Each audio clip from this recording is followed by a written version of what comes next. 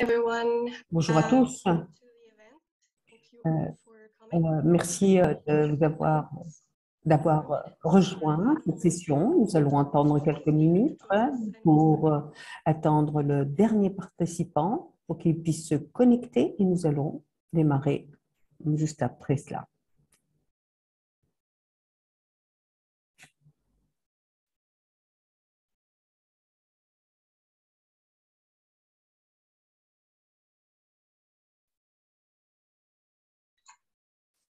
Hi, Alpha. Bonjour. Je te laisse te mettre en mute et je vais commencer l'événement. Okay. Bonjour tout le monde, bon après-midi, bienvenue à tous et à toutes. Avant de commencer formellement l'événement, je vais donner quelques précisions au niveau logistique en français et en anglais. Hi everyone, welcome everyone to our online side event on Algeria. Good afternoon to everyone. Thank you for joining us. First, before we start formally, I will give some logistic kind of points on the event. I think we're all used to Zoom event after all this time. For everyone who needs some decisions, so we have interpretation, English and French. So at the bottom of your screen, you can choose the language you need.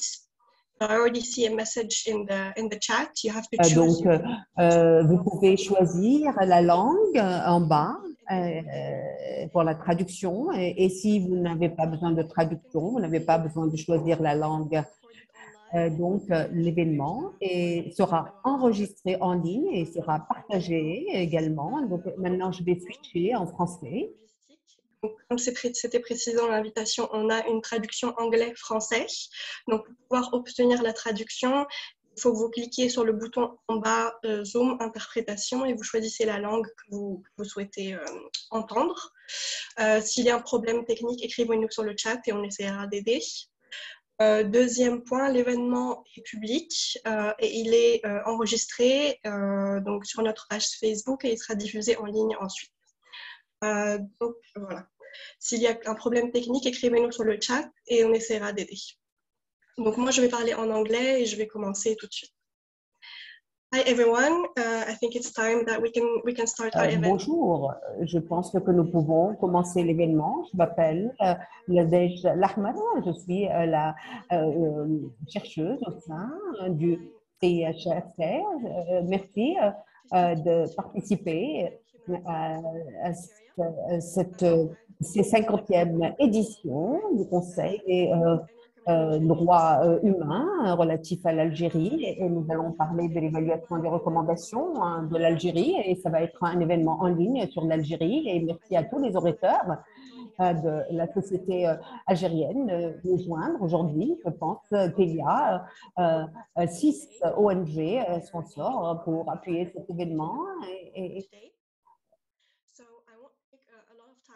donc, je ne vais pas monopoliser la parole et je vais juste introduire l'événement. On va parler de la situation des droits de l'homme en Algérie et nous allons essayer de regarder à l'examen périodique universel qui va avoir lieu en novembre 2022 au Conseil des droits de l'homme et nous allons utiliser 5 thèmes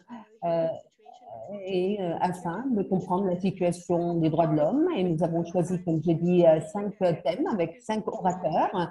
Et les orateurs vont nous donner un aperçu de la situation, l'évolution de la situation et nous dire ce qui s'est passé pendant les 5 années et probablement plus d'informations sur les 2 ou les 3 années et nous donner des recommandations pour les changements. Et cela serait intéressant pour les membres des Nations Unies de prendre des recommandations lors de l'examen périodique universel qui aura lieu en novembre aux Nations Unies. C'est l'anniversaire du 60e anniversaire de l'indépendance de l'Algérie. Nous n'avons pas vraiment fait exprès d'avoir cette réunion. Mais nous pensons quand même qu'il est intéressant de parler des droits de l'homme aujourd'hui afin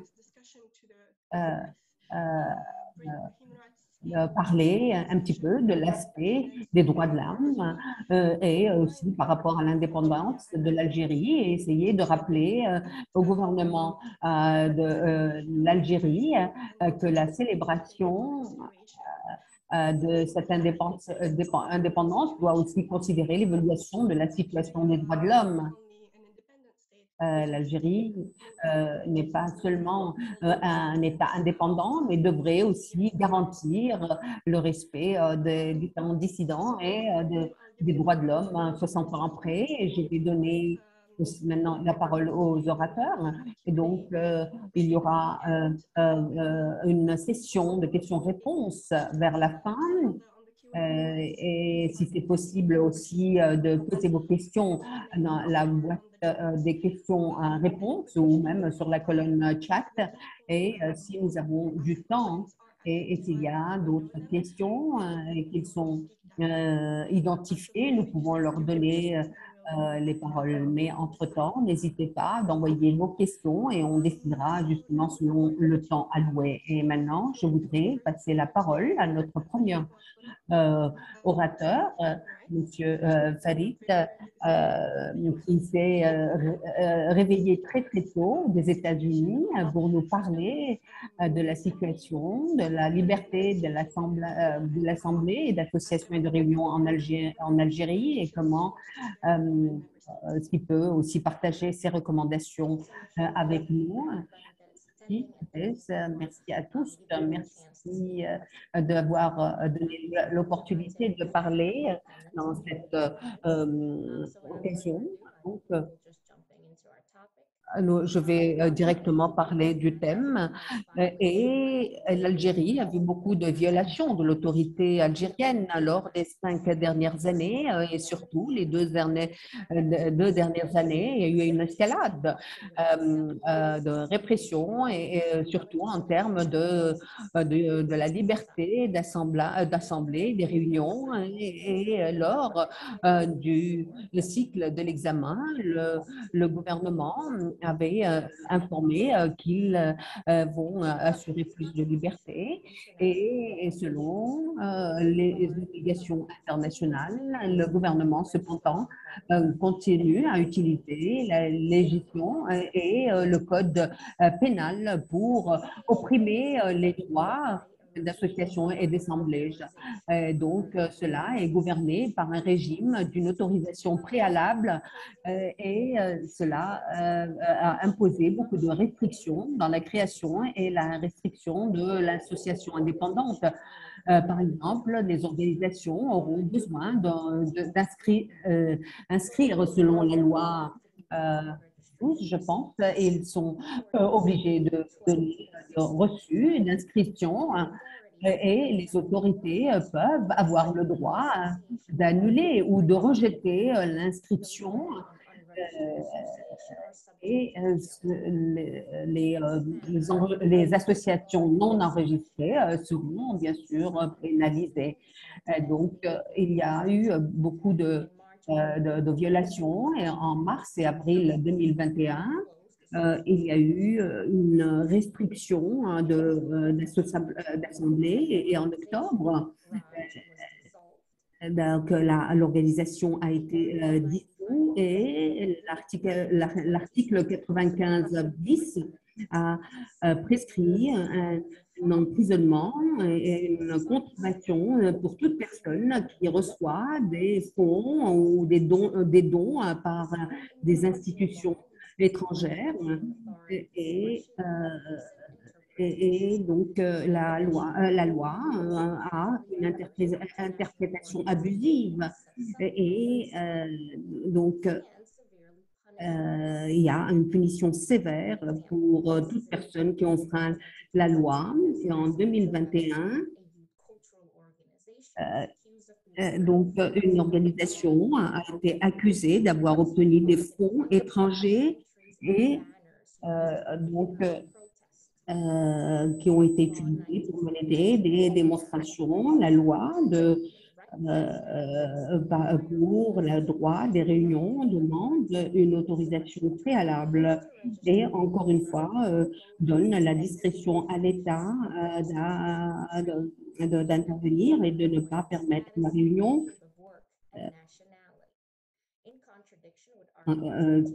Contrairement à l'article 22 de l'FICPA, les lois ne sont pas appliquées et donc il y a des travailleurs étrangers et les salariés n'ont pas été revenus et donc il y a une interférence des travailleurs qui veulent bloquer le travail et l'article 52 de la Constitution algérienne qui garantit le droit à l'Assemblée pacifique. Cependant, l'application reste toujours non applicable et les réunions publiques et démonstrations ne sont pas autorisées et toutes critiques envers les autorités sont bannies. Donc, ceci est en contradiction avec l'article 21 de ICCPR. Donc, toute démonstration demande une demande au préalable auprès des autorités et selon les procédures établies. Et donc,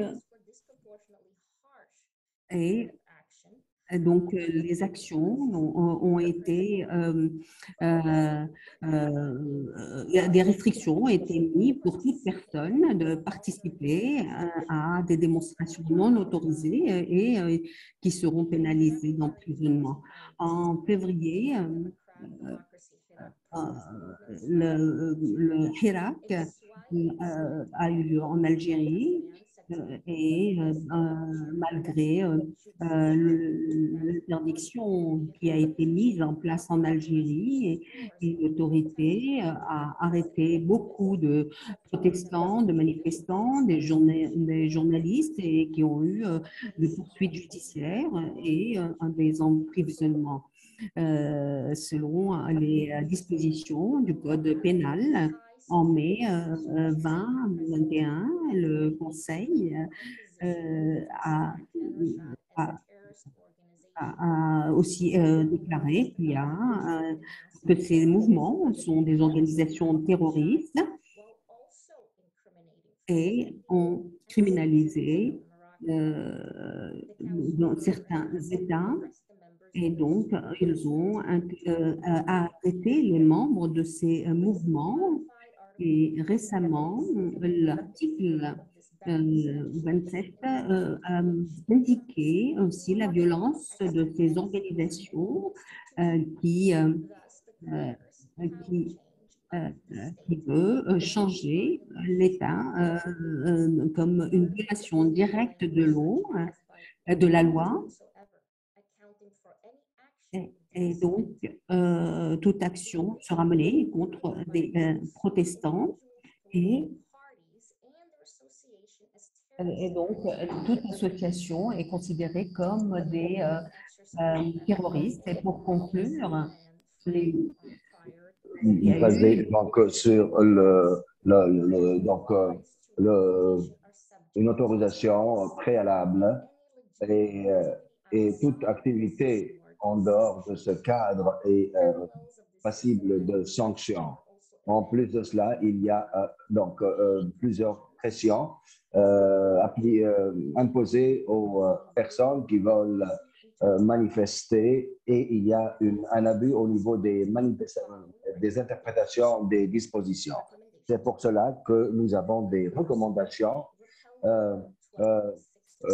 surtout par rapport à la loi donc, 12 et concernant les partis et la loi 91-19 et donc afin de simplifier les obtentions d'autorisation avec une simple demande. Et la deuxième recommandation c'est d'éviter de limiter les droits des associations, surtout l'article 100 et 95 16 concernant le financement de ces activités et aussi la loi concernant les activités subversives et le terrorisme. Notre troisième recommandation, c'est d'arrêter tout acte d'arrêt arbitraire par rapport à tous les manifestants pacifistes et la libération de toutes les personnes qui ont été mises en prison à cause du fait qu'elles ont manifesté paisiblement, pacifiquement, et qui ont été accusées de terrorisme et d'activités terroristes. Merci beaucoup pour votre attention. Merci Farida pour cette revue et exposition et analyse de la situation concernant le droit de manifester et le droit d'association. Merci beaucoup pour votre temps. Nous aurons bien évidemment du temps tout à l'heure pour discuter tout cela durant la séance dédiée aux questions-réponses. Et nous allons bien évidemment parler de cela dans le cadre du contexte du Hirak. Et donc, nous avons bien évidemment remarqué qu'il y a des restrictions au niveau des libertés en général en Algérie, surtout concernant la société civile. On va passer à M. Boukhalifa parce que les sujets sont liés l'un à l'autre. M. Boukhalifa va nous parler de la liberté d'expression et la liberté de presse. Et donc, il provient donc, il va prendre la parole immédiatement.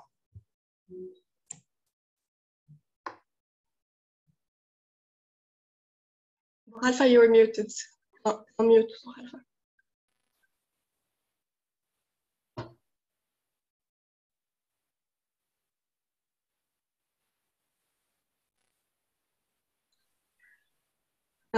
Bon, Alpha, moi, je t'entends pas. Je ne sais pas si c'est la même chose pour les autres. Alors, est-ce que vous m'entendez là? Voilà, c'est bon. Très bien, pardon. Voilà. J'avais dit que je voulais m'exprimer en anglais, mais mon anglais est très très mauvais, donc je m'exprime en français. Je suis quand même très content et en mesure le travail qui a été fait par l'ensemble du groupe. C'est vrai que c'est un gros morceau auquel on s'attaque. Donc, je vais prendre ce qui me revient, c'est-à-dire le dossier de la liberté d'expression et le traitement que l'État algérien réserve à tout ce qui est pratique du journalisme, que ce soit tant écrit, les moyens audiovisuels. Donc, je vais essayer d'être le plus organisé possible pour ne pas perdre mon fil. Donc,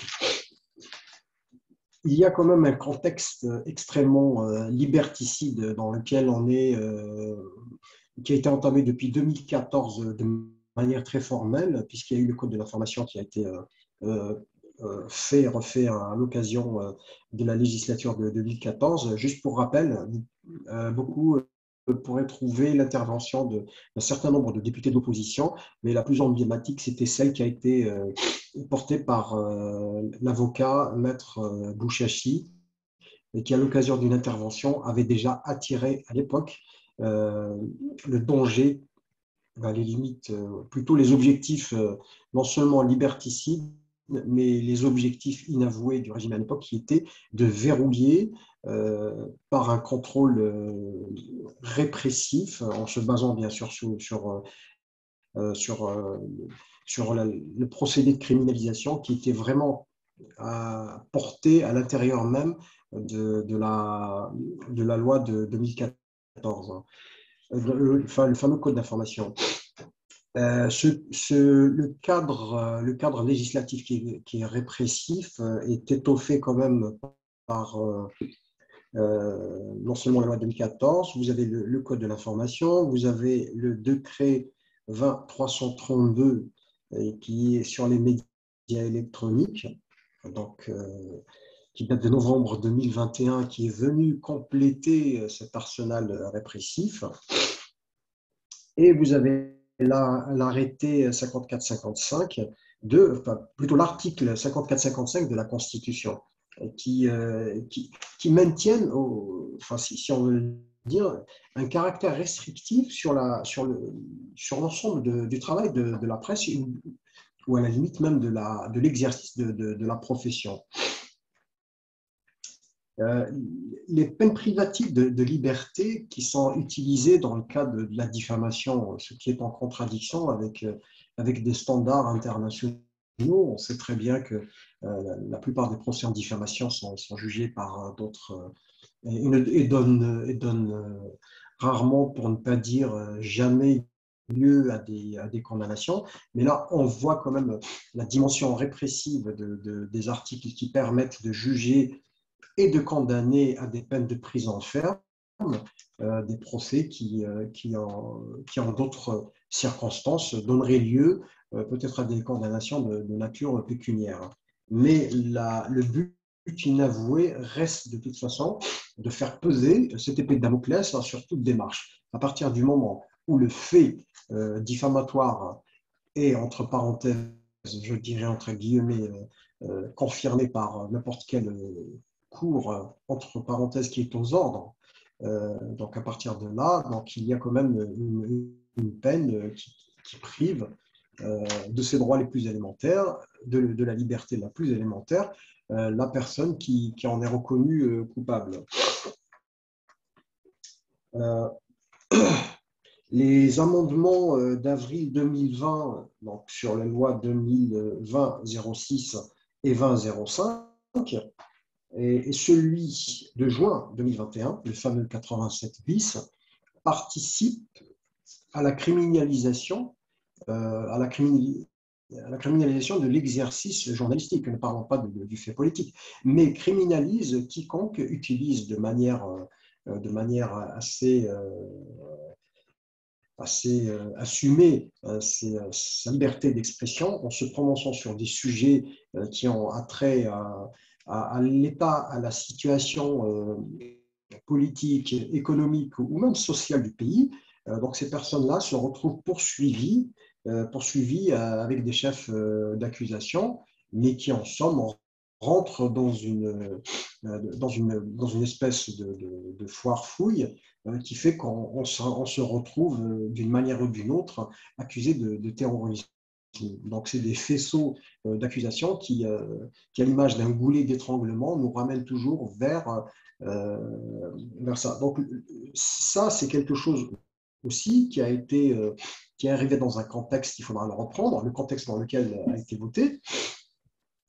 Il n'a pas été voté puisque ce n'est pas la peine de refaire l'histoire de ce 87 bis, qui a été une préconisation qui a été proposée par un organe consultatif qui n'était nullement délibérant, à savoir le Conseil de la sécurité, qui par la suite aussi s'est prononcé sur la classification d'un certain nombre d'organisations politiques, soit se trouvant à l'intérieur du pays ou à l'extérieur du pays, les qualifiant d'organisations terroristes, qui sur le plan juridique impliquent un certain nombre de choses.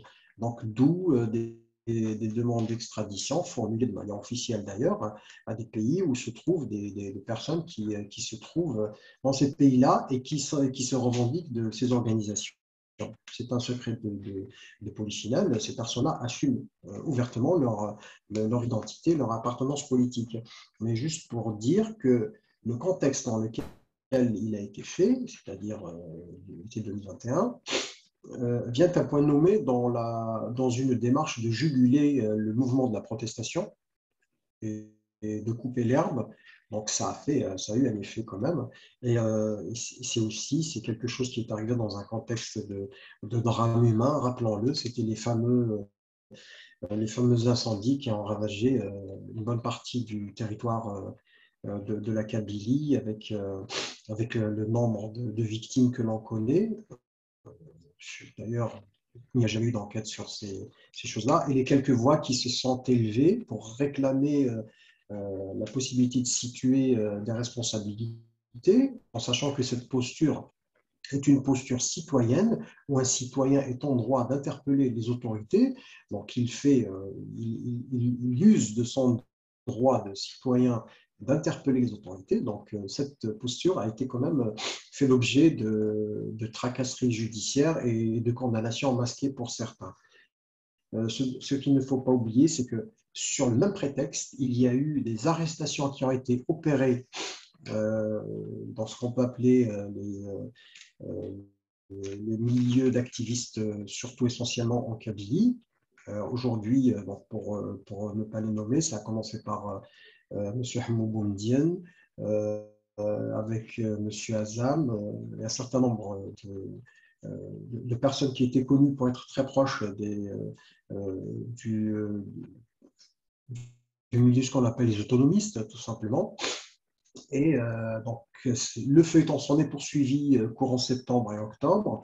Donc, on a eu Mme Kamera Naetsid qui a été aussi, tout simplement, il faut dire, elle n'a pas été arrêtée, elle a été enlevée et sa famille ne savait pas où est-ce qu'elle était pendant au moins 3, 4, voire 5 jours. M. Abdeslam Abdeno aussi a fait l'objet d'une arrestation assez digne d'un film d'action. Donc, tout ça pour vous dire que le 87 bis a permis aussi, à justifier des arrestations plus ou moins massives dans les milieux autonomistes kabyles et éventuellement à l'extérieur de la Kabylie. Donc, les gens pouvaient se retrouver pour appartenance à Rachad. Il y a aussi… Boralpha? Oui. Est-ce que j'ai épuisé mon temps en Nadège? Oui, c'est ça. D'accord, ok. Oui, je vais faire. Donc, je vais revenir quand même juste à nos suggestions. Donc, on propose qu'il y ait une modification de l'article 54 et 55 de la Constitution pour lever l'ensemble des restrictions qui pèsent sur la pratique libre des activités de presse et d'information. La deuxième suggestion, ce serait l'abrogation pure et simple des articles 14, 146 et 298 du Code pénal qui criminalisent la liberté d'expression. Enfin, donc une refondation de la loi 1205 sur l'information, la loi 2014, enfin le Code de l'information, sur l'activité audiovisuelle surtout, les décrets exécutifs numéro 20-332 relatifs aux médias électroniques. Donc ça, c'est dans l'optique d'assurer une conformité avec les usages internationaux relatifs à la liberté d'expression et de la presse. Donc ça, c'est un minimum. Et la levée de l'ensemble des mesures restrictives concernant la presse écrite. Donc à savoir, donc les dispositions de censure, donc tous les dispositifs, procéder à l'abrogation de l'ensemble des dispositifs de censure qui n'ont pas lieu d'être. Puisque s'il y a dépassement, donc je pense que les juridictions qui seront à même de pouvoir le définir. Donc, nous considérons aussi urgent et nécessaire de diligenter une enquête indépendante, peut-être pourquoi pas internationale, qui permettra la manifestation de la vérité sur les circonstances de la mort, disons-le, violente de Mohamed Ahmed, qui est un citoyen algéro-britannique qui a usé des réseaux sociaux et qui a eu une attitude de journaliste citoyen, qui malheureusement aujourd'hui est décédé dans des conditions lugubres, sur lesquelles il n'y a aucune enquête. Les autorités algériennes n'ont jamais répondu sur cette question, et c'est notamment le cas de Hakim Dibazi, qui est mort ça fait pas très longtemps. On est en moins de 3 mois de détention et on ne sait pas dans quelles conditions il a été détenu et on ne sait pas dans quelles conditions il est décédé. Donc là, nous réclamons ouvertement qu'il y ait une enquête. Et nous demandons aussi que soit diligentée une enquête sur les conditions de vie dans les lieux de privation de liberté, que ce soit pour les détenus politiques, les détenus pour des délits d'opinion, et on peut aussi, par extension, voir ce qui se passe dans le monde carcéral de manière générale, y compris pour les délits de droit commun. Et on pense que l'Algérie est engagée aussi là-dessus parce qu'il y va de la dignité et de l'intégrité physique des personnes qui sont soustraites à leur famille dans le cadre d'arrestation, de détention préventive. Merci. Merci. Excusez-moi d'avoir été un peu lent. Merci Bouhalfa, merci beaucoup. Donc, je repasse en anglais. Thank you very much, Bouhalfa, for this overview of the situation of freedom of expression. Merci, Monsieur Bouhalfa, pour votre intervention. Et donc, bien sûr, il faut voir toutes les informations, les codes d'information et regarder un petit peu sur les différents amendements et si ces codes et ces lois ont été bien utilisés ou utilisés justement contre les journalistes et la presse. Donc, merci d'avoir aussi soulevé le cas de M. Mohamed, qui est un journaliste. Donc, et vous avez aussi parlé les victimes qui ont qui sont décédées en 2022 et jusqu'à présent, nous n'avons aucune information de ces gens-là. Et maintenant, je vais passer la parole à Ismahen Aït Massoud qui va nous parler aussi de son expérience. Madame Ismahen, vous avez la parole. Oui, merci beaucoup Nadège. Alors bonjour à toutes et à tous. Très heureuse d'être ici parmi vous. Je vais de ce pas du coup attaquer la section qui m'est réservée sur l'égalité de genre. Donc il faut savoir que malgré l'engagement du gouvernement algérien en 2017 lors des dernières recommandations à prendre les dispositions nécessaires pour lutter contre les discriminations, en établissant notamment un mécanisme de soutien pour les survivantes des violences basées sur le genre, aucune mesure n'a été appliquée à ce jour. En effet, en Algérie, le cadre juridique reste inégalitaire dans plusieurs domaines. Nous pouvons prendre donc le Code de la famille. Donc, entre loi et pratique, le Code de la famille adopté en 1984 forme le socle générant et légitimant toutes les formes de violence et de discrimination envers les femmes. De plus, les dispositions qui le régissent sont en contradiction totale avec certains articles de loi de la Constitution, tels que les articles 35, 37 et 39 qui assurent une égalité des droits devant la loi, sans que puisse prévaloir aucune discrimination pour cause notamment de sexe. Ce code impose aux femmes dans son intégralité des conditions de vie qui font entrave à l'égalité. Il codifie la discrimination en perpétuant un système de tutelle de l'homme sur la femme dans plusieurs domaines de la vie, tels que la vie de famille, le mariage, l'héritage ou encore le statut de la femme. Ce code impose aux femmes dans son intégralité des conditions de vie donc très discriminatoires. Il y a le code du travail qui est quant à lui, il fait objet de parité en termes de salaire et d'accès à l'emploi et considère nulle toute décision discriminatoire mais n'assure aucune protection contre le harcèlement sexuel sur le lieu de travail. Malgré la participation élevée des femmes dans l'éducation supérieure, leur taux d'emploi reste marginal dû à des difficultés considérables dans l'accès au travail et aux postes de responsabilité. Les femmes travailleuses dans le secteur informel également sont victimes d'une grande précarité renforcée notamment par la pandémie du Covid-19. La loi 1811 du Code de la santé prévoit l'avortement thérapeutique seulement lorsque la victime ou l'équilibre psychologique et mental de la maman est gravement menacé. Cependant, la procédure est simple. Oui. Pardon, si je peux te demander de parler un petit peu plus doucement pour aider les traducteurs. Ah oui, mais il y a le facteur temps, au fait, je voulais pas tomber dans… C'est pas grave. Ok, donc ok, d'accord, je vais présenter un petit peu moins vite. Ok. Donc, je disais pour l'avortement thérapeutique, donc il est accordé, mais seulement lorsque la vie ou l'équilibre psychologique et mental de la maman est gravement menacé. Cependant, la procédure est si longue que la femme perd finalement son accès à la pratique de l'avortement thérapeutique. En mars 2021, la loi des quotas de 2012 a été abrogée et remplacée par la loi organique relative au code électoral, qui prévoit une parité au sein des listes électorales. Néanmoins, puisqu'il s'agit de listes ouvertes et sans classement, la parité n'était pas véritablement garantie dans les sièges obtenus. Cette mesure a donc mené à un net recul dans la représentation des femmes à l'APN, qui s'élevait déjà à 8% Donc, en 2021, c'est en recrudescence, contre 26% en 2017. À noter que les médias et le discours officiel jouent un rôle important dans la perpétuation des stéréotypes néfastes.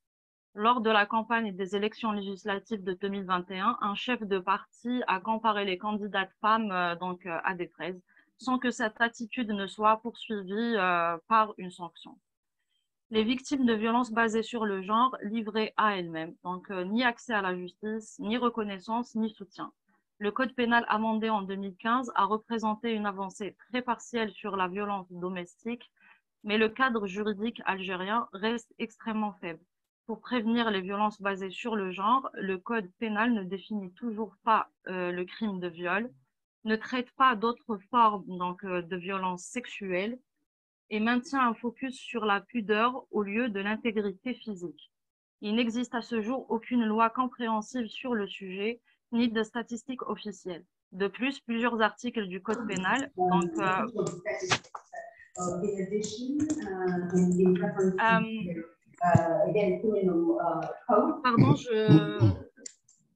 je ne sais pas ce qui se passe, mais j'entends un gros écho derrière. Allô? Tu m'entends? Oui, oui, là je t'entends, Nadège. Pardon, en fait, j'entendais donc un gros écho derrière. Je ne sais pas ce qui se passait. Bref, donc je continue. Ok, d'accord. Alors, donc, sur le sujet, au fait, nous n'avons aucune statistique officielle. De plus, plusieurs articles du Code pénal permettent toujours donc aux auteurs de violences d'échapper aux poursuites pénales si la victime accorde le pardon. Donc, les femmes victimes de violences qui osent porter plainte sont systématiquement sujettes à des intimidations, à des pressions sociales et ou familiales pour la retirer, donc y compris venant des agents de l'État eux-mêmes. De plus, en dépit du nouvel article 40 de la Constitution introduit en 2020, les centres d'hébergement pour les femmes victimes de violences sont quasi inexistants et ressemblent beaucoup plus donc à des prisons carcérales qu'à des centres de protection offrant réinsertion socio-professionnelle et suivi aux victimes. À ce sujet, il n'existe aucune ordonnance qui garantit la protection aux victimes. Il n'y a ni ressources publiques allouées à cet effet, ni formation adéquate réservée aux institutions concernées. Les survivantes sont presque toujours dépendantes économiquement de leurs agresseurs et sont confrontées à l'hostilité et à la stigmatisation sociale. Cette situation contribue directement au féminicide, un drame quotidien quasi invisible. Il y a aussi les articles 338 du Code pénal et l'article 333 de ce même code qui condamnent toujours les relations homosexuelles. Cependant, ces mesures sont en contradiction avec la Constitution, encore une fois. La persécution de la communauté LGBTQ++ connaît une recrudescence alarmante à laquelle s'ajoute un vide juridique total relatif à leur protection. Ce vide juridique les empêche d'accéder à tout recours en cas de violence ou autre traitement discriminatoire, ce qui crée une situation d'impunité totale. La persécution, donc, elle est de plus en plus importante au niveau de la communauté LGBTQ++. La répression des organisations féministes et des personnes LGBTQ++, donc les femmes ont pris une place au premier rang lors du mouvement de protestation du Hirak. Donc, malgré les contestations donc, internes, il y a aussi la répression des autorités qui a touché plusieurs activistes féministes qui ont subi un abus parce que femmes. Certains subissent à ce jour un acharnement judiciaire tel que Dalila Touet ou encore Karima Naïtid, ou des campagnes de dénigrement comme l'a subi justement Fatma Boufnir. Concernant la liberté d'expression, d'association et de réunion des personnes LGBTQ++, la communauté évolue grâce à un activisme discret et parfois volontairement étouffé. En effet, la communauté est persécutée autant par les pouvoirs publics que par la société, puisque extrêmement homophobe. Pour les recommandations, abroger l'ensemble des dispositions discriminatoires faites aux femmes et aux personnes LGBTQ++ dans la législation nationale, notamment le Code de la famille dans son intégralité, les articles 333 et 338 du Code pénal, pénalisant les relations homosexuelles, les articles 266 bis, 266 bis 1, 279 et 330 bis du Code pénal permettant aux auteurs de violences d'être pardonnés. adopter une législation compréhensive pour lutter contre toutes les formes de discrimination et de violence fondées sur le genre, conformément aux dispositions de la CEDAW. Centre d'hébergement, mesures d'éloignement, programme de protection pour les victimes et pour les témoins, formation adéquate des institutions concernées. Revoir les politiques nationales d'éducation et de sensibilisation pour lutter contre les stéréotypes et les comportements discriminatoires. Mettre fin à l'harcèlement judiciaire et à l'intimidation des militantes et des militantes féministes et LGBTQ+, leur permettre de défendre pleinement leurs droits dans la loi et dans la pratique, et mener des poursuites lors des campagnes de diffamation et d'appel à la haine à leur encontre. Lever toutes les réserves à la CEDAW sur l'élimination de la discrimination à l'égard des femmes, ratifier son protocole optionnel et soumettre rapidement un rapport périodique. Protection de toutes les personnes contre les actes de violence en adoptant la Convention d'Istanbul qui favorise une approche genrée et inclusive. Donc, demander une invitation au Conseil de l'Europe afin d'adhérer à la Convention sur la prévention et la lutte contre la violence à l'égard des femmes et la violence domestique. Et je vous remercie, pardon, d'avoir tardé si c'était le cas. Merci beaucoup, Esmahen. Thank you. En anglais. Thank you, Esmahen. Merci, Esmahen, pour cet aperçu donc, de la violence basée sur le genre en Algérie. Vous avez parlé de la répression et la persécution des activistes féministes et des défenseurs des droits de l'homme et durant les dernières périodes, surtout après le Hirak. Il y a aussi donc un nombre important de femmes donc, qui sont de plus en plus agressées et qui sont systématiquement attaquées à cause de leur activisme. J'ai noté que vous avez parlé de l'engagement concernant la violence basée sur le genre et vous avez parlé du fait que le gouvernement algérien n'a pas entrepris quoi que ce soit comme activité ou bien action de soutien à ces victimes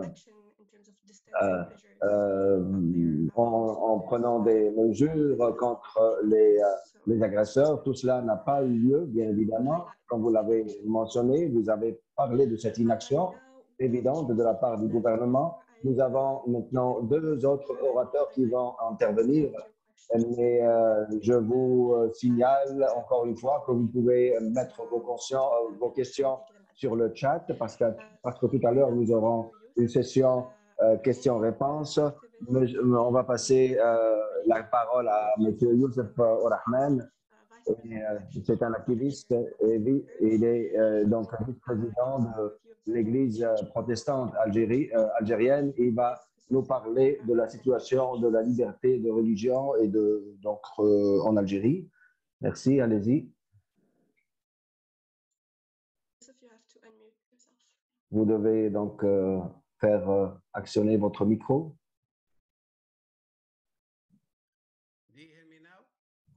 Est-ce que vous m'entendez maintenant? Merci. Merci beaucoup pour m'avoir invité. J'ai été confus parce qu'il y a un grand meeting à Londres sur Zoom dédié à la liberté de religion en Algérie. Je ne savais pas quoi choisir, mais en tout cas, je vous remercie de m'avoir donc invité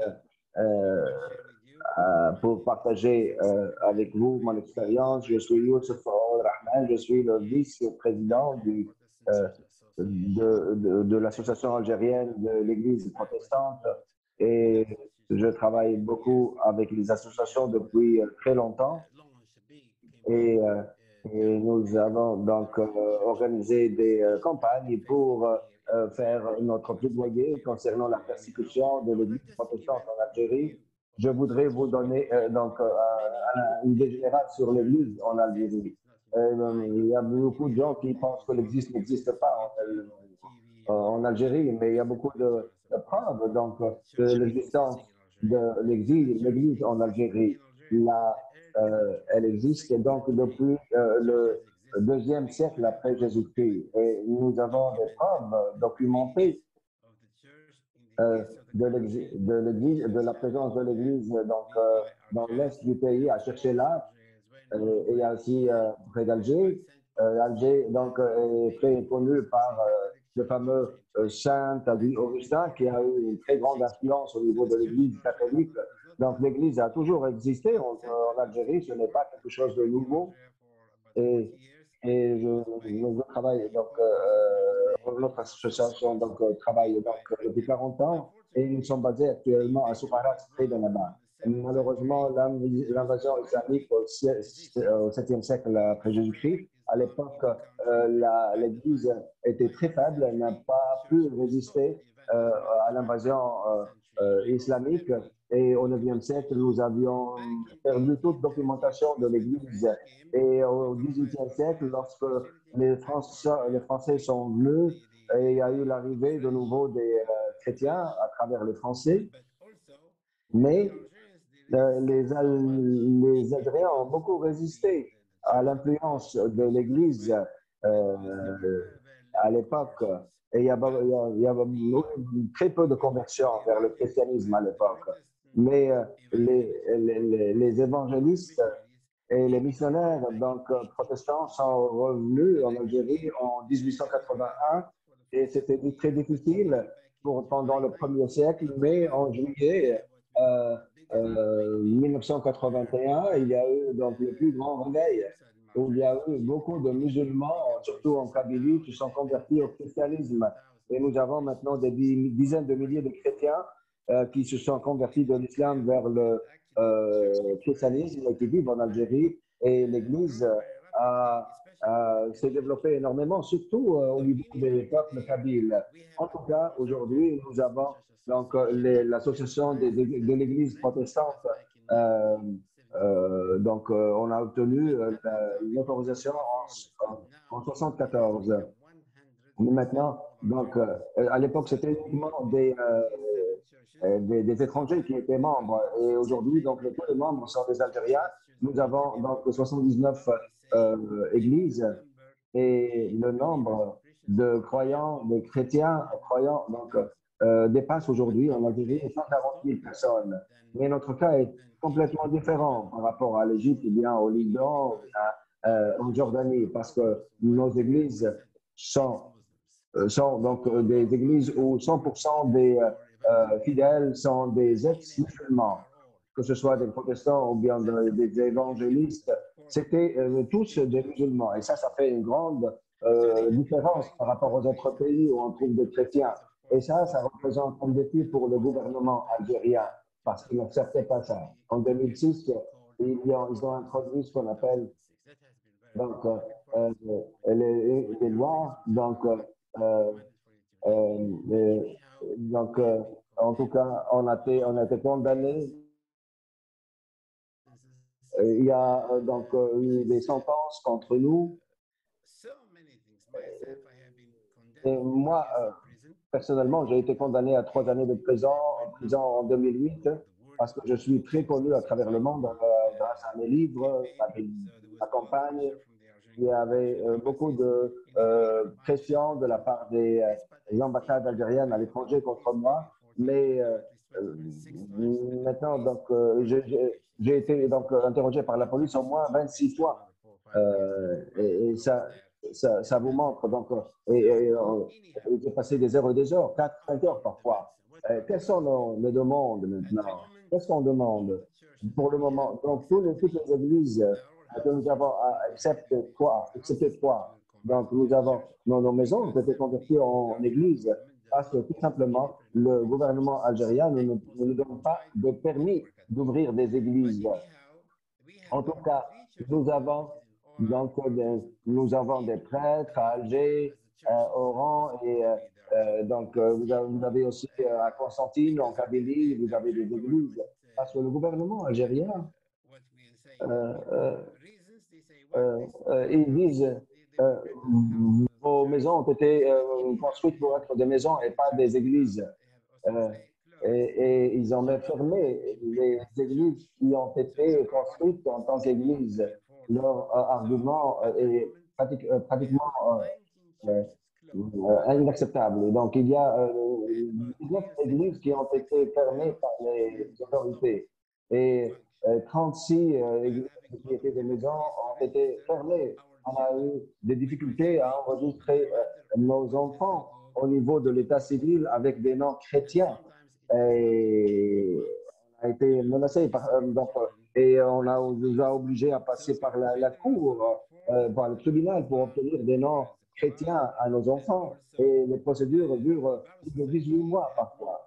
Et nous n'avons pas reçu de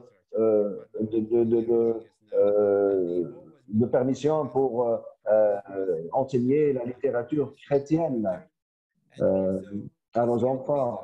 Et concernant les visas, donc pour les prêtres et les pasteurs, ces visas sont toujours refusés.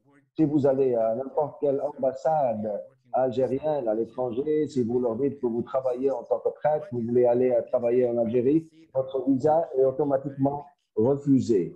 Donc, c'est pour cela qu'ils font tout ce qu'ils font maintenant, c'est pour affaiblir l'Église et l'association. Donc, comme je vous l'ai dit, notre association a été autorisée en 1974, mais depuis 2014 jusqu'à maintenant, nous sommes considérés comme une association qui travaille illégalement en Algérie.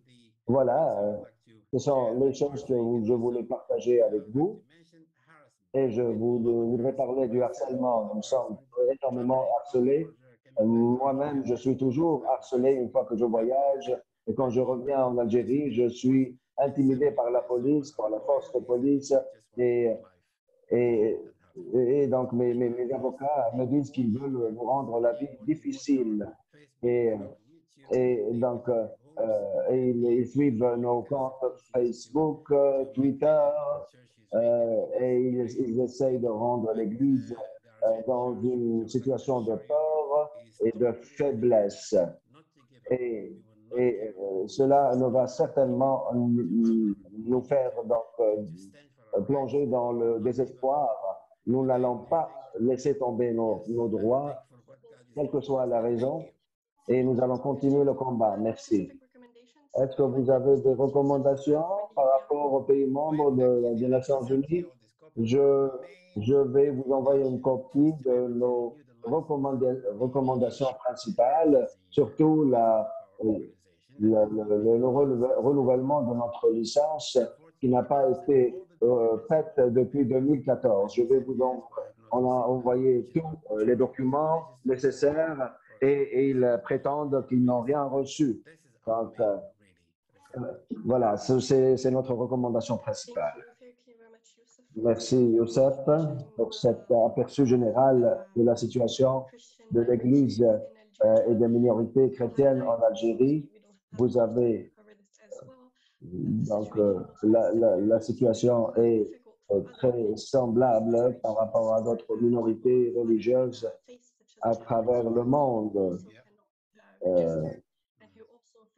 Et vous avez donc souffert de harcèlement, d'arrestations arbitraires. Et je pense donc Ahmadi a été arrêté. Et je voudrais donc que cela soit soulevé comme un problème à prendre en considération durant la réunion des pays membres des Nations Unies au mois de novembre prochain. Voilà, donc on revient vers vous durant la session questions-réponses. Notre intervenant, prochain intervenant, Monsieur Sofiane Chouita.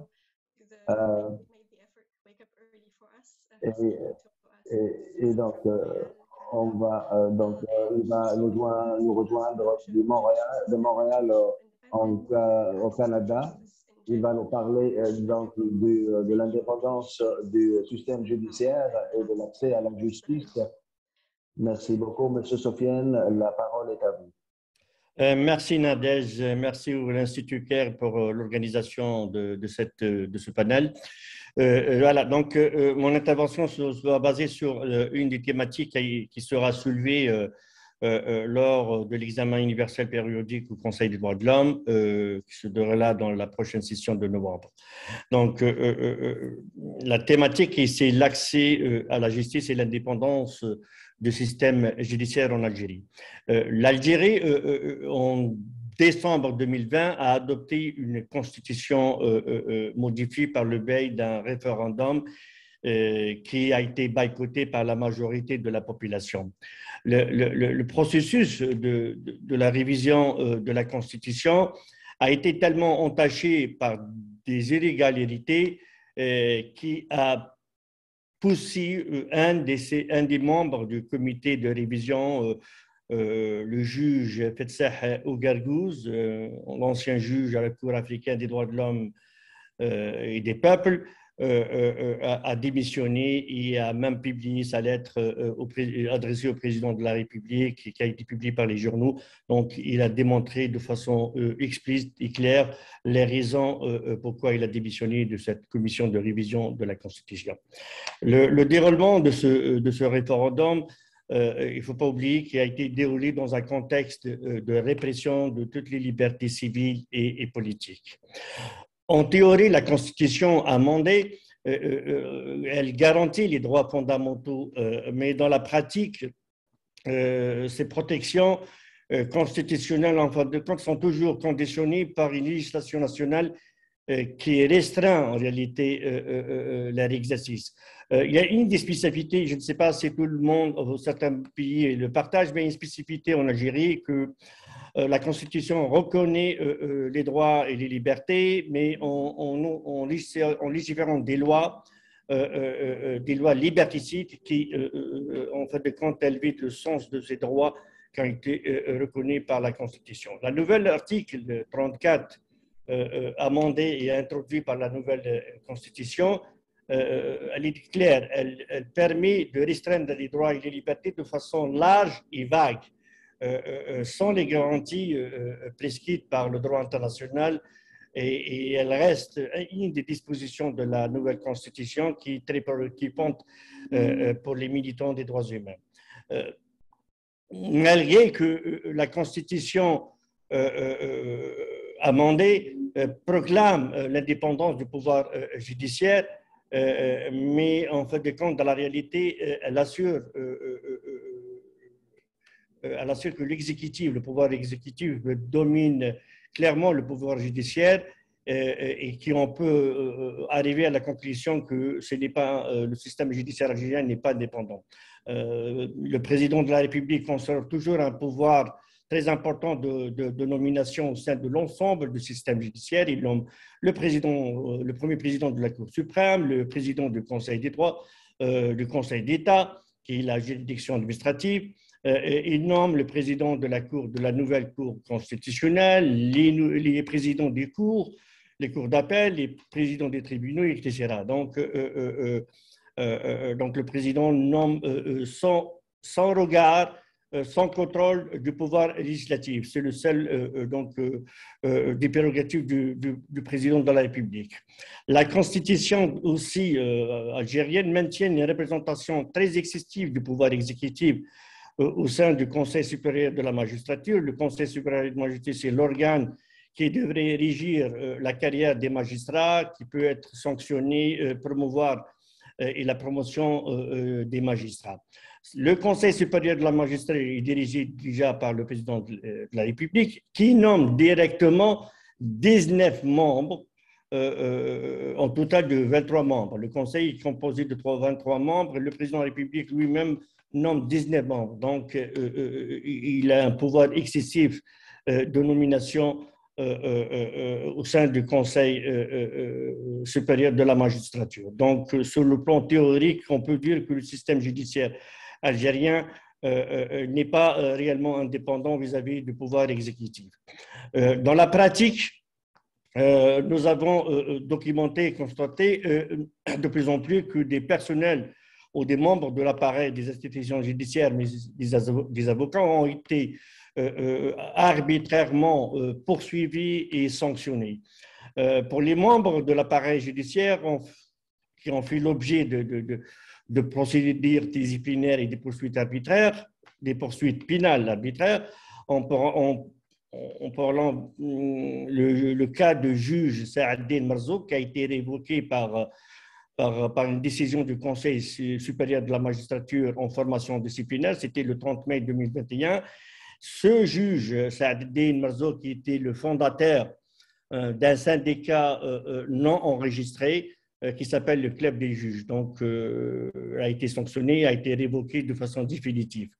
Le Conseil supérieur de la magistrature aussi a adressé des avertissements et des sanctions disciplinaires contre le procureur adjoint. À une époque, il était procureur adjoint au tribunal de Sidi Mohamed à Alger, M. Ahmed Belhadi. Il a été muté dans une autre juridiction, dans une zone plus rurale.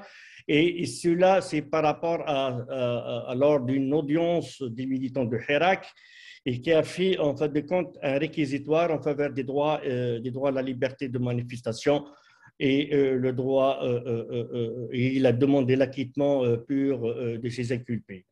En autre cas, c'est en octobre 2000, par exemple 2019, la juge Nora Mokran, qui était présidente de la chambre d'accusation de la cour d'appel de Tipaza, et lors d'une audience d'appel contre la décision introduite par les avocats de M. Karim Tabou, qui est le représentant d'un parti politique non agréé, l'Union démocratique et sociale, et suite à cet appel, elle a ordonné la libération de M. Karim Tabou. Madame Nora Mokran, qui était présidente de la chambre d'accusation de la cour de Tipaza, a été muté dans un autre tribunal comme une forme de sanction. Dans l'autre personnel du système judiciaire, nous avons constaté par exemple M. Belkacem Maza, qui est greffier et membre de la Ligue algérienne pour la défense des droits de l'homme, qui a été suspendu le 17 septembre 2020 et poursuivi en raison de sa participation aux manifestations pacifiques de Hirak. L'autre cas, c'est aussi M. Morad Rdeya, qui est aussi un greffier et président de la Fédération nationale des travailleurs du secteur de la justice, qui a été suspendu en 2018, puis arrêté en 2021 pour son militantisme pacifique. Pour les cas des membres de barreau, les avocats algériens, nous avons surtout le cas le plus connu aussi, c'est le cas de M. Maître Abdelraouf Assalen, qui a été arrêté le 26 mai 2021, poursuivi pour entre guillemets, les chefs d'équipation de participation à une organisation terroriste, diffusion des fausses informations susceptibles de porter atteinte à la sécurité et à l'ordre public. Mais en fait de compte, il a été détenu pour des raisons de son travail de défense des droits et des libertés et de son exercice à la libre expression. Il a été jugé récemment et condamné à 3 ans de prison, dont 1 an ferme. Il a été libéré après avoir purgé sa peine de 1 an ferme. 2 autres avocats qui sont encore en détention, Maître Abdelkader Chohra et Yassine Khalifi, donc qui sont en détention actuellement dans l'attente d'être jugés pour avoir en fait de compte exercé leur droit à la libre expression. Maître Abdelkader Chohra qui a été arrêté par les forces de sécurité le 14 mai 2022 alors qu'il participait à un rassemblement pacifique devant la prison de El Khléa, dans la wilaya de Tipaza plutôt, afin de protester contre la mort suspecte de M. Hakim Debbazi, un détenu qui a perdu la vie en détention. Par contre, Maître Yassine Khalifi a été convoqué par la police d'Alger le 31 mai 2022, puis il a été mis en détention provisoire par un juge d'instruction suite à une fois été traduit devant le tribunal. Abdelkader donc Chohra et Yassine Khalifi sont détenus pour propagation des fausses informations et incitation à attroupement non armé. Donc, ce manque d'indépendance de la justice et la pratique de la répression de tout personnel du barreau ou des juges dans l'exercice de leurs droits a affecté de façon énorme le droit à un procès équitable.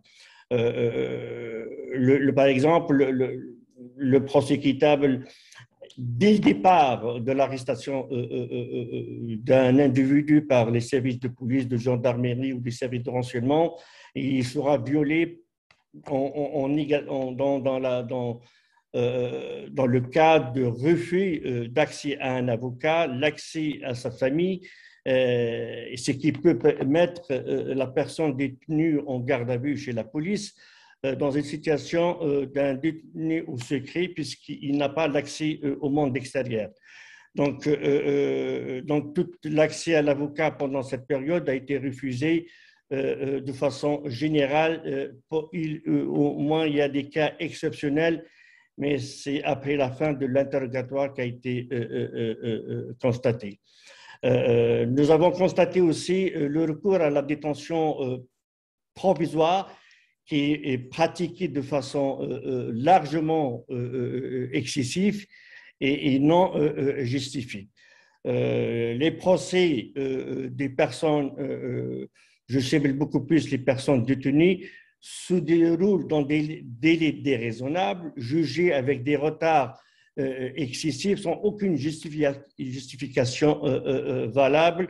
Je prenais des cas des personnes détenues pour avoir juste exprimé leurs opinions sur les réseaux sociaux, qu'en général, ce sont des délais d'opinion, ce ne sont pas des affaires très complexes. Ils peuvent rester 12 mois de détention avant de passer devant les tribunaux. Donc, nous avons constaté aussi que malheureusement, les tribunaux algériens utilisent dans la procédure des poursuites les aveux extorqués sur la torture par le parquet, utilisent ces aveux. Certains tribunaux se basent comme motif de condamnation les aveux extorqués sur la torture, en violation bien sûr de la Convention contre la torture.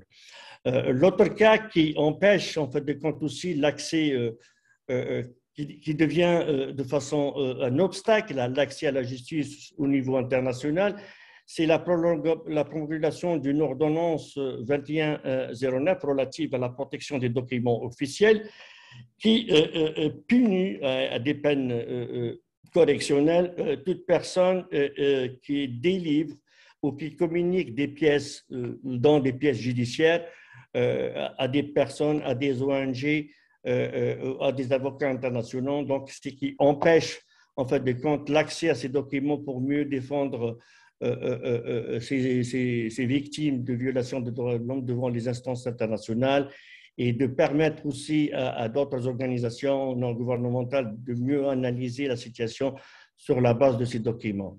Donc, oui. Pardon, je te rappelle le temps pour que tu conclues et qu'on passe en commentaire. Alors, exactement. L'autre cas, c'est toujours le règne de l'impunité. Les autorités algériennes rarement mènent des enquêtes, rarement mènent des enquêtes sur des cas de décès suspects en détention, sur les cas de torture ou des mauvais traitements en détention. Ça, dans tous les cas, nous avons constaté le refus des autorités d'ouvrir des enquêtes impartiales et indépendantes. Je rejoins le climat de l'impunité généralisée qui continue de prévaloir sur les crimes graves commis pendant la guerre civile dans les années 90, grâce aux différentes lois d'amnistie, dont, entre autres, la principale, c'est la Charte pour la paix et la réconciliation nationale, et surtout son ordonnance 06 de 2006 qui maintient encore l'immunité des agents de l'État et punit tout débat, toute personne qui voulait ouvrir le débat sur les années 90. Les recommandations qu'on voulait faire pour les États membres de l'ONU à la prochaine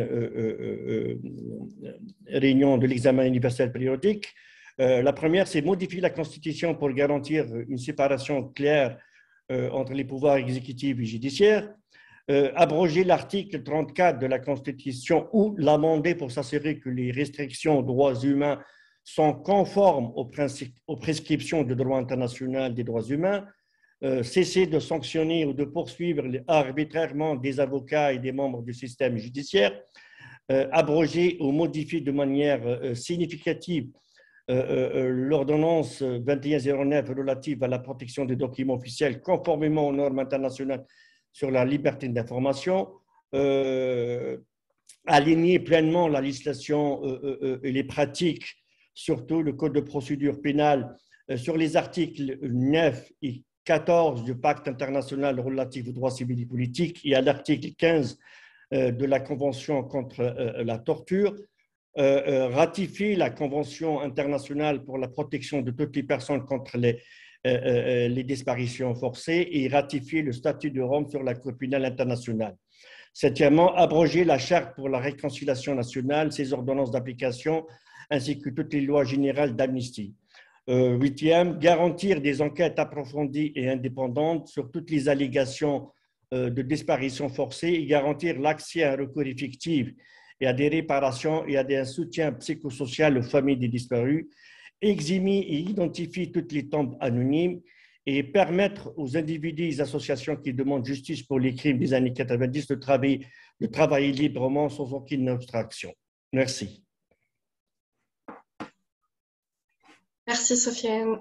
Thank you very much, Sofiane, for Merci, giving Sofiane, pour donc, cet aperçu détaillé sur le système judiciaire en Algérie et son indépendance et la nécessité de faire des amendements parce qu'il y a des victimes donc, de détention arbitraire et des victimes donc, de personnes donc, dont les droits n'ont pas été respectés, des victimes de torture.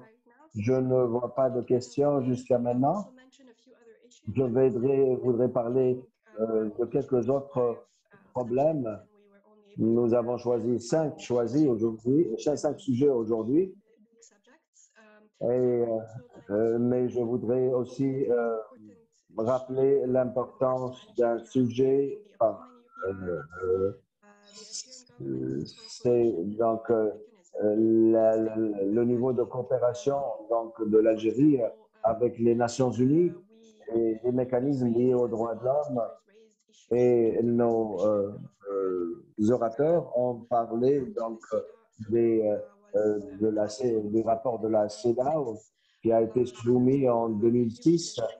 Il y a beaucoup de retard, énorme d'ailleurs, qu'on peut voir concernant l'application de ces mécanismes onusiens.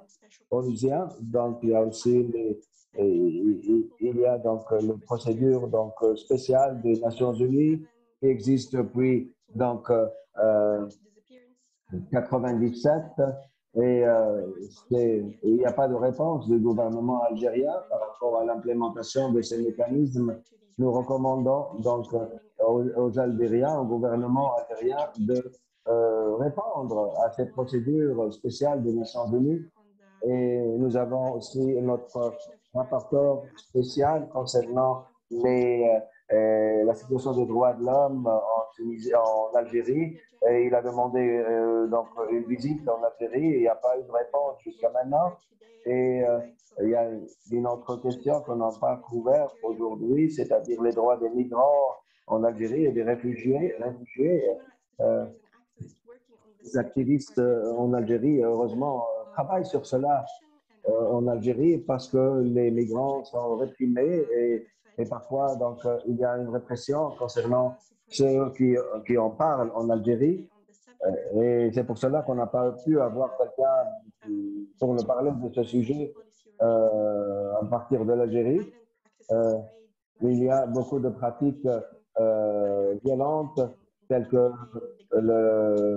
les conditions de détention dégradantes, inhumaines, la violation du principe de non-refoulement. L'Algérie, en 2017, a commis s'est engagé donc d'adopter une législation concernant les migrants et les réfugiés, mais cette dernière n'a jamais été pratiquement prises en considération. Et c'est pour cela que nous allons recommander à l'Algérie, au cours de la réunion de novembre prochain, d'adopter des législations concernant les conditions de détention des migrants et les droits des réfugiés. Nous avons beaucoup de demandes au niveau du chat et donc nous allons envoyer des recommandations. Donc le contenu des présentations faites par nos orateurs sont publiés au niveau de l'UPR et sur notre site web. Nous avons donc tous les PowerPoints vont être disponibles sur la page de l'UPR Info. Bien évidemment, nous allons partager avec vous donc tout cela.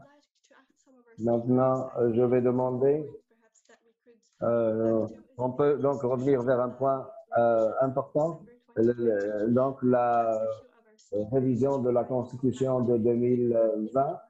Est-ce qu'on peut y revenir? Nous avons peu de temps donc, concernant l'accès à la justice et il y a des articles tels que l'article 30, l'article 4, l'article 34. Je ne sais pas, Sofiane, est-ce que vous pouvez revenir surtout sur l'article 34 et l'impact de l'accès à la justice sur les droits de l'homme? Et si vous pouvez nous parler encore une fois de la révision de la Constitution et son impact sur la liberté de religion. En fait de compte, bon, la spécificité en Algérie, c'est que parfois, même depuis 1989, depuis le processus de l'ouverture démocratique, suite à des événements d'octobre 88, on a eu une constitution libérale. C'est la première fois de façon explicite, la Constitution reconnaît les droits et les libertés. Mais la pratique législative, malheureusement, c'est que le pouvoir exécutif avec le pouvoir législatif, au départ, c'est toujours la majorité des dispositions constitutionnelles. Dans la Constitution constitutionnelle, on trouve toujours à la fin que ces droits on pratique ces droits conformément à la loi. Puis le législateur, il vient avec des lois, il adopte des lois qui, en fait de compte, des lois liberticides, qui ne sont pas, en fait de compte, des lois qui permettent à faciliter l'exercice de ces droits, mais c'est beaucoup plus, ce sont des obstacles. Une de mes pénalistes sur le droit, par exemple, le droit de rassemblement. Le droit de rassemblement est reconnu par la Constitution, mais les amendements qui ont été introduits, si je ne me trompe pas, en décembre 1991, ce sont des amendements à une loi de 1989 sur le rassemblement, exige, en fait de compte, à cette époque, exige une autorisation du préfet, le wali, une autorisation abuse de son pouvoir discrétionnel de refuser toutes les manifestations à une époque, toutes les manifestations contraires qui ont pour but de dénoncer les politiques gouvernementales. Et maintenant, c'est presque automatiquement. Donc, la probabilité, c'est que les lois, ils sont liberticides, ils vident de sens. Donc, des droits et des libertés reconnus par la Constitution, c'est une des spécificités algériennes. Et on n'a pas un recours réellement, on n'a pas l'accès à la justice, un recours fiable, soit à la fois pour déclarer que ces lois sont anticonstitutionnelles, soit par l'ancien Conseil constitutionnel, actuellement maintenant il se nomme la Cour constitutionnelle. Il y a la loi organique qui organise la possibilité de saisir par les justiciables, saisir la Cour constitutionnelle. Elle est très complexe. elle donne plus de pouvoir aux tribunaux avant qu'elle passe devant la Cour constitutionnelle. Il faut qu'elle soit acceptée par le juge lui-même, puis par la Cour suprême, etc. Beaucoup des recours, ils ont été rejetés par la Cour suprême ou par le juge lui-même qui entend l'affaire. De l'autre côté, même s'il y a l'article 171 de la Constitution récemment amendé en décembre 2020, qui fait l'obligation aux juges d'appliquer les traités internationaux ratifiés par l'Algérie, mais dans la pratique, les juges n'appliquent pas le droit international des droits de l'homme. Donc, nous n'avons même pas une jurisprudence. C'est depuis des années que j'observe la situation des droits humains. Je fais des recherches sur le plan législatif. Je ne trouve pas de jurisprudence en matière des droits et des libertés en Algérie. Sofiane, pardon de te couper, est-ce que tu as mentionné aussi l'article 34? Je pense qu'il serait intéressant de souligner. Voilà. Alors, donc ça c'est avant 34. Maintenant, 34, elle vient, c'est en quelque sorte de légaliser ou de constitutionnaliser la limitation des droits de façon vague et large, parce que le droit international, il permet, si on prend l'article 4 du pacte international de droits civils et politiques, il permet certains droits de les limiter quand il y a une situation qui touche à la sécurité d'une nation, etc. Mais il exige des conditions très strictes, c'est la proportionnalité et puis la justification. Il faut justifier que ces mesures sont nécessaires. Or, dans les dispositions de l'article 34 de la Constitution, ils sont tellement vagues, larges, donc permet à l'arbitraire. Donc, elle justifie, elle permet même aux juges de refuser et de justifier les lois liberticides. Donc, voilà. Merci Sofiane. Ouais. Donc, on peut bien noter l'introduction de cet article 34 extrêmement problématique en 2020. Youssef aussi, peut-être que tu voulais mentionner quelque chose par rapport à la liberté de religion dans la Constitution. Well, actually, at the moment, there is no freedom of religion in the new constitution. Pour l'instant, il n'y a pas la liberté de la religion dans la Constitution actuelle. Maintenant, elle n'existe plus. Elle a existé auparavant. Des luttes par rapport à mars 2006, il y avait un organisme qui a été organisé pour organiser justement d'autres religions qui ne sont pas musulmans. Et donc, vous pouvez y lire une ordonnance sur cela que vous pouvez lire et qui est disponible sur le site. Et donc, c'est de trouver des moyens pour nous accuser. Et nous avons pris au tribunal, il y a eu beaucoup d'affaires présentées au tribunal.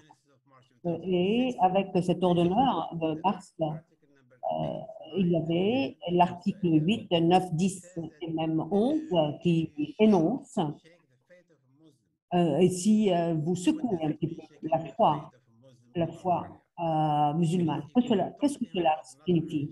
C'est-à-dire, si vous parlez d'autres religions, telles que la christianité, et si vous donnez aussi quelque chose à lire sur une autre religion, et si vous trouvez aussi un musulman qui est malade, et vous pouvez l'aider. Et donc, si vous aidez, si vous êtes catholique et juif, vous aidez ceux-ci, vous allez être pénalisé.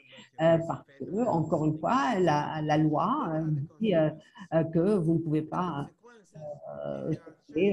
cette religion. Les conséquences, si vous êtes un membre du clergé, vous pouvez être persécuté pour 3 ans de prison. Et si vous êtes des leaders du clergé, vous pouvez avoir une contravention sur plus de 1500 dinars et des emprisonnements au-delà de 5 ans.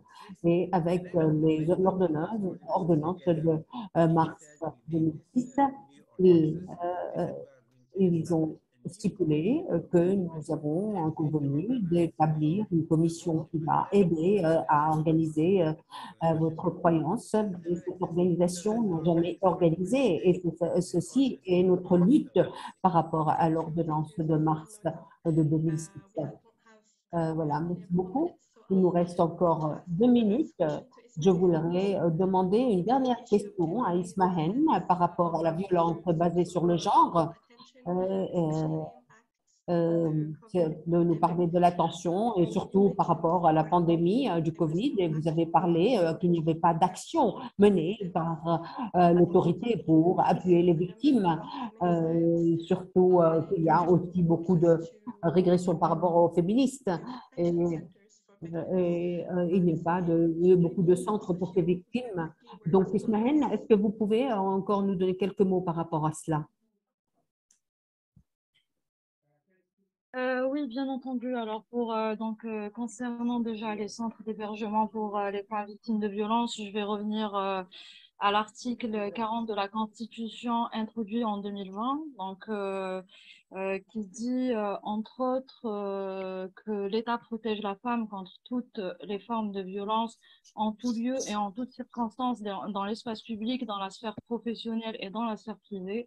La loi garantit l'accès des victimes à des structures d'accueil et à des dispositifs de prise en charge et à une assistance judiciaire. Mais dans les faits, au fait, nous avons comme je l'ai dit tout à l'heure, nous avons 2 centres d'hébergement étatiques.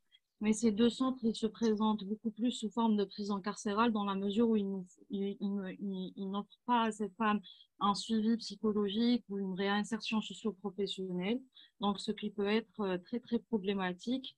Ces femmes-là sont dans la dépendance totale et sont sujettes à d'autres formes de violence. Et voilà. Donc, mais dans ce contexte-ci, le gouvernement il présente bien entendu des programmes prometteurs contre les violences déjà qui constituent un fléau social quasi normalisé. Mais il y a quelques années de cela, le centre Darna, qui avait une grande capacité d'accueil, a été fermé pour des raisons non fondées. Et pour revenir à la crise de la pandémie et de son impact sur les travailleuses du secteur informel, par exemple, avec le Covid, plusieurs femmes travailleuses dans le secteur informel se sont retrouvées dans une grande précarité, comme les femmes de ménage, par exemple, qui ne sont pas forcément déclarées, ou les femmes travaillant dans des boulangeries traditionnelles, etc. Donc, ces femmes-là, il n'y a pas de programme alloué pour elles, elles n'ont pas été prises en considération. Malgré le fait qu'elles sont des citoyennes algériennes et qu'elles devraient jouir des mêmes droits que la totalité des citoyens, hommes ou femmes, vivant en Algérie. Je pense que la dernière question, Nadège, tu m'éclaires s'il te plaît, parce que il y avait la question sur les structures d'accueil, sur les femmes travailleuses et aussi sur la répression, il me semble. Non, j'ai juste demandé sur l'impact du Covid et sur les mesures prises par les autorités en termes de protection des victimes et les centres d'accueil. D'accord, donc je pense que j'ai répondu. En gros, j'allais aussi ajouter quelques points sur la répression des militantes, mais je pense que c'était clair tout à l'heure, j'ai cité quelques exemples. Voilà. Oui, malheureusement, on n'a plus beaucoup de temps, il faut qu'on conclue. Merci beaucoup, Ismahen. Thank you, Ismahen. And thank you everyone. Unfortunately, we can't go. Merci à tous. Malheureusement, nous ne pouvons pas tout couvrir. Il y a bien sûr beaucoup de priorités. Il y aura d'autres périodes pour parler d'autres choses. Et surtout par rapport à l'UPR à novembre. Merci à tous les intervenants qui ont participé et qui ont préparé leurs recommandations. Merci aux participants aussi d'avoir joint cet appel. Et ceci va être enregistré et sera posté en ligne pour toute personne intéressée à revoir ceci de nouveau. Merci à tous et au revoir.